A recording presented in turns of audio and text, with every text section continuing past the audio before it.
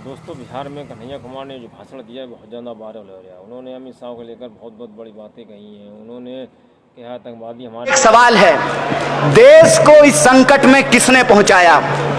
देश की सुरक्षा की जिम्मेवारी किसकी है?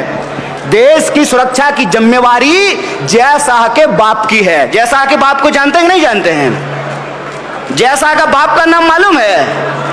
परिवारवाद पे गृह मंत्री आकर के भाषण देते हैं।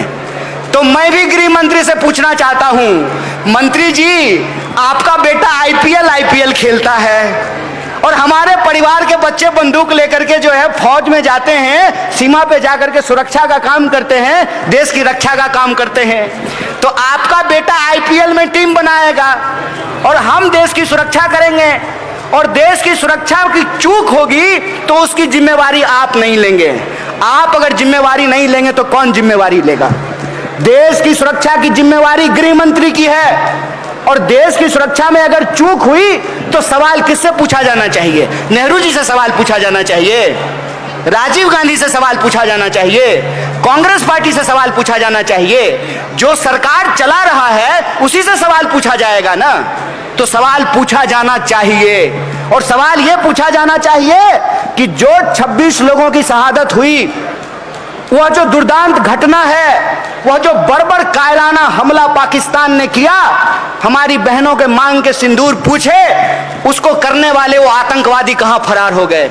वो अभी तक क्यों नहीं गिरफ्तार किए गए हैं? उनके ऊपर क्या कार्रवाई की गई है? यह सवाल सरकार से पूछा जाना चाहिए। और जब आप सरकार से सवाल पूछेंगे तो ये तुरंत कह देते हैं कि आप देश के ऊपर सवाल उठा रहे हैं। अरे प्रधानमंत्री जी, आप प्रधानमंत्री हैं, आपसे पहले भी इस देश में प्रधानमंत्री हुआ था, आपके बाद भी प्रधानमंत्री होगा। बीजेपी से पहले भी देश था और बीजेपी के बाद भी देश रहेगा। बीजेपी को आप देश से तुलना मत कीजिए। देश किसी भी दल से बड़ा होता है, देश किसी भी पार्टी के इतिहास से बड़ा होता है, और कोई भी पद देश से बड़ा नहीं होता है। और आज देश जहां पर खड़ा है, उस सवाल के लिए प्रधानमंत्री को जवाब देना पड़ेगा। दूसरा सवाल मैं बार बार प्रधानमंत्री से पूछ